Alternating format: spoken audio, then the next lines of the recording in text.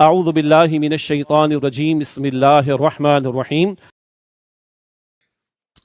یا ایھا الذین آمنوا اے ایمان والو لا تسألوا عن اشیاء تبد لکم تسؤکم، ان چیزوں کے بارے میں سوال نہ کرو جو اگر تمہارے لیے ظاہر کر دی جائیں تو تمہیں بری لگیں۔ وَإِن تَسْأَلُوا عَنْهَا حِينَ يُنَزَّلُ الْقُرْآنُ تُبْدَ لَكُمْ، اور اگر تم ان کے بارے میں سوال کرو جبکہ قرآن پاک نازل کیا جا رہا ہے تو تمہارے لیے ان کو ظاہر کر دیا جائے گا، پھر مصیبت ہو جائے گی تمہارے لیے، مت سوال کرو ایسے۔ کیا ہوا؟ اللہ کے نبی علیہ السلام پر آیت کریمہ کا نزول ہم پڑھ چکے ہیں، آل عمران آیت نمبر 97، حج کی فرضیت صاحب استطاعت پر عرض کی گئی حضور ہر سال فرض ہے، حضور خاموش صلی اللہ علیہ وسلم، دوسری مرتبہ تیسری مرتبہ، اب حضور علیہ السلام نے غصے کا اظہار کیا، دیکھو اگر میں ہاں کہہ دیتا تو، اللہ اکبر، اگر میں ہاں کہہ دیتا قرآن نازل ہو رہا ہے، مت ایسے سوالات کرو، اگر تم پر ظاہر کر دی جائیں تو تم پر مصیبت پڑ جائے، تمہیں اچھا نہیں لگے گا، تو بیجا سوالات سے بچنا چاہیے۔ اتنا دین خدا کی قسم ہمارے پاس ہے، عمل کرنے میں لگ جائیں سر کھجانے کی فرصت نہیں ملے گی، اور وہ شعر ذہن میں رہے، مذہبی بحث میں نے کبھی کی ہی نہیں، فالتو عقل مجھ میں تھی نہیں، اکبر کا ہے غالباً۔ اللہ بیجا قسم کی بحثوں سے ہم سب کی حفاظت فرمائے۔ وَإِن تَسْأَلُوا عَنْهَا حِينَ يُنَزَّلُ الْقُرْآنُ تُبْدَ لَكُمْ، اور اگر تم ان کے بارے میں سوال کرو جب قرآن نازل کیا جا رہا ہے تو تمہارے لیے ظاہر کر دی جائیں گی۔ عَفَا اللَّهُ عَنْهَا، اللہ نے ان گزشتہ سوالات کو معاف فرما دیا، آئندہ احتیاط، وَاللَّهُ غَفُورٌ حَلِيمٌ، اور اللہ بہت بخشنے والا، حلیم حلم والا ہے، فوراً تمہاری پکڑ نہیں کرتا۔ قد سألها قوم من قبلكم ثم اصبحوا بها كافرين، یقیناً تم سے پہلے قوم نے اس قسم کے سوالات کیے تھے، پھر وہ ان باتوں کی وجہ سے کافر ہو گئے۔ یہ بنی اسرائیل کی طرف بھی اشارہ، بیجا سوالات کر کے کفر کی طرف چلے گئے، گمراہی کی طرف چلے گئے۔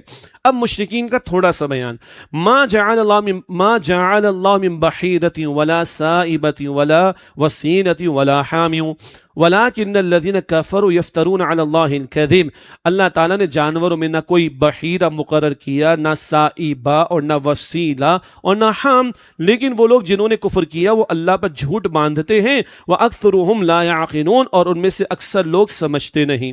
من چاہے فیصلے، فلاں اونٹنی ہے، اس نے اتنے بچے دے دیے، چلو بھی فلاں بت کی نظر کر دیا، اب اس کے دودھ سے فائدہ نہیں اٹھائیں گے اور اس اونٹنی پہ سواری نہیں کریں گے۔ فلاں نے آڈ نمبرز میں بچے دیے، فلاں نے ایون نمبر میں بچے دیے، فلاں نے پہلے بچہ دیا، پھر بچی دی، پھر بچہ دیا، پتہ نہیں کیا کیا، یہ پڑھے تفاسیر میں آپ تو اچھا یہ ہو گیا، بس جناب یہ بت کی نظر کر دیں گے، اس کے گوشت سے استفادہ نہیں کریں گے، اس کے دودھ سے استفادہ نہیں کریں گے، اس پہ سواری نہیں کریں گے، حرام کر لیا۔ تم کون ہو بھائی؟ تمہاری کیا حیثیت اور اوقات کہ تم حلال حرام کے فیصلے کرو؟ اللہ نے ایسا کچھ نہیں کیا۔ یہ کون ہے؟ وَلَٰكِنَّ الَّذِينَ كَفَرُوا يَفْتَرُونَ عَلَى اللَّهِ الْكَذِبَ، لیکن وہ لوگ جنہوں نے کفر کیا وہ اللہ تعالیٰ پر جھوٹ باندھتے ہیں۔ وَأَكْثَرُهُمْ لَا يَعْقِلُونَ، اور ان میں سے اکثر لوگ سمجھتے نہیں۔ وَإِذَا قِيلَ لَهُمْ تَعَالَوْا، اور جب ان سے کہا جاتا ہے کہ آؤ إِلَىٰ مَا أَنزَلَ اللَّهُ وَإِلَى الرَّسُولِ، اس قرآن پاک کی طرف جو اللہ نے نازل فرمایا، اور آؤ رسول اکرم صلی اللہ علیہ وسلم کی طرف، اللہ کی مانو، پیغمبر کی مانو۔ قالوا حسبنا ما وجدنا علیہ آباءنا، تو وہ کہتے ہیں ہمارے لیے وہی کافی ہے جس پر ہم نے اپنے باپ دادا کو پایا۔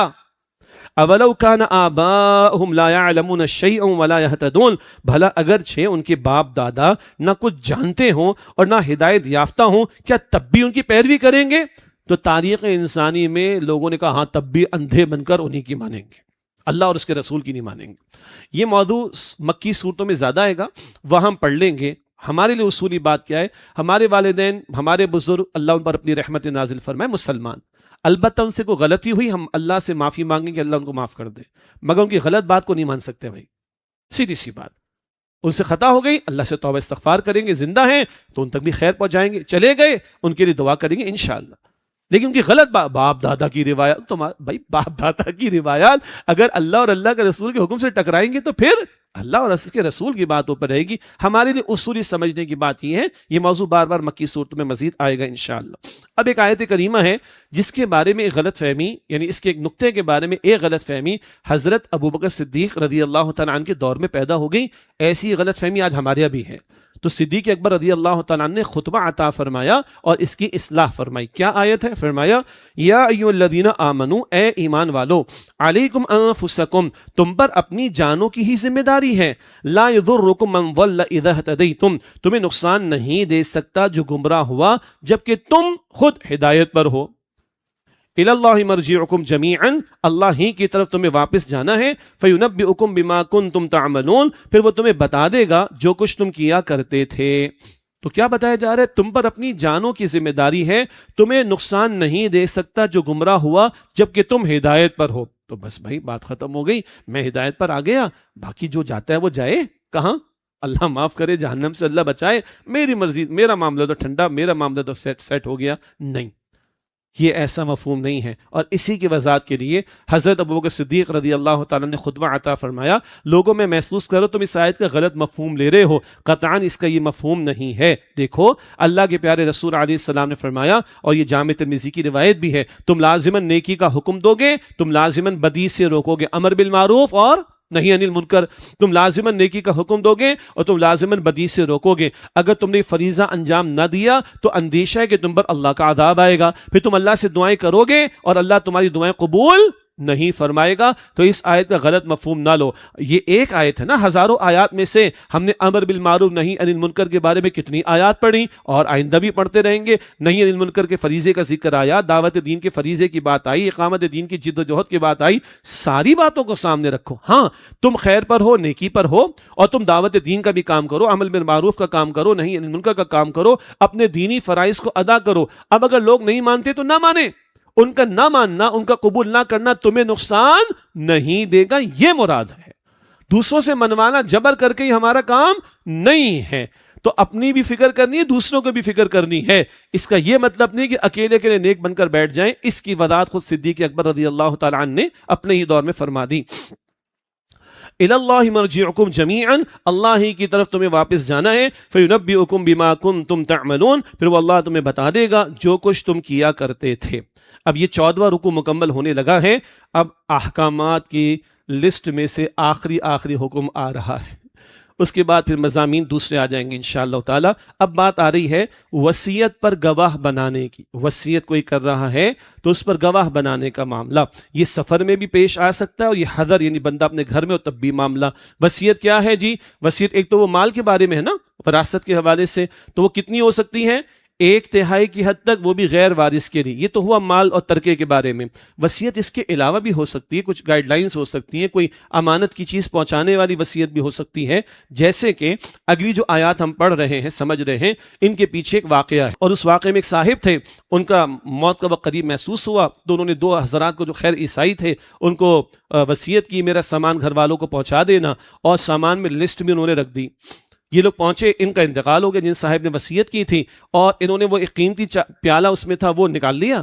باقی سامان گھر والوں کو ایمانداری سے پہنچایا کہ جی یہ سامان آپ کا ہوا. گھر والوں نے سامان میں لسٹ کو بھی پایا تو ان کو قیمتی پیالہ نہیں ملا. بعد میں پتہ چلا مارکیٹ میں بیچا گیا ہے. معاملہ نبی علیہ السلام کے پاس آیا. حضور نے وہ پہلے 2 جو گواہ تھے ان کو بھی بلایا اور گھر والوں کو بھی بلایا. انہوں نے گواہی دینا چاہی. گھر والوں نے ان کی بات کو رد کیا، قسم اٹھا کر رد کیا، دلیل بھی پیش کر دی، اور پھر حضور علیہ السلام نے گھر والوں کے حق میں فیصلہ دیا. یہ واقعہ تفصیل سے تفاسیر میں ملے گا. اس کے ذیل میں اب یہ آیات، اس کے حوالے سے ان آیات کو ذہن میں رکھیں. یہ وصیت پر گواہی لینے یا گواہ بنانے کے حوالے سے تعلیم ہے. فرمایا یا ایھا الذین آمنوا، اے ایمان والو، شہادت بینکم اذا حضر احدکم الموت، تمہارے درمیان گواہی کا معاملہ اس طرح ہو کہ جب تم میں سے کسی کی موت قریب آ جائے، حین الوصیۃ اثنان ذوا عدل منکم او آخران من غیرکم، وصیت کرتے وقت تم میں سے 2 معتبر اشخاص ہوں جو تمہاری وصیت پر گواہ بنے. تم میں سے ہوں مراد مسلمان، او آخران من غیرکم، یا تمہارے غیروں میں سے یعنی غیر مسلم ہوں. دوسرے 2 گواہ بناؤ اپنوں میں سے، یعنی مسلمان اگر نہیں دستیاب تو 2 غیر مسلم. ان انتم ضربتم فی الارض، اگر تم زمین میں سفر کر رہے ہو. یہ سفر کے بارے میں بات آ گئی. حضر میں بھی وصیت پر گواہی بنانے کا یہی معاملہ کیا جا سکتا ہے. حضر سے مراد جب بندہ اپنے گھر میں ایٹ ہوم ہو.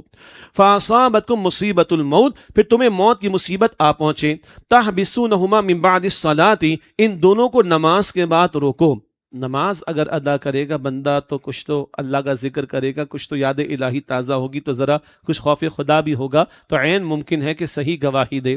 فَيُقْسِمَانِ بِاللَّهِ إِنِ ارْتَبْتُمْ، اور اگر تمہیں شک پڑ جائے تو وہ اللہ کی قسم اٹھائیں، لا نشتری بہ ثمنا ولو کان ذا قربا، کہ ہم اس گواہی کے عوض کوئی مال نہیں لیں گے اگرچہ کوئی قریب رشتہ دار ہی کیوں نہ ہو، ولا نکتم شہادت اللہ، اور ہم اللہ کی گواہی کو نہیں چھپائیں گے۔ الفاظ نوٹ کیجئے گا، یہ نہیں کہا گواہی کو نہیں چھپائیں گے، بلکہ ولا نکتم شہادت اللہ، اور ہم اللہ کی گواہی کو نہیں چھپائیں گے۔ گواہی دینے والا ڈنڈی مار بھی لے تو سب سے بڑا گواہ خود کون ہے؟ ہاں، اللہ۔ بہت قیمتی الفاظ ہیں، اللہ سب سے بڑا گواہ ہے۔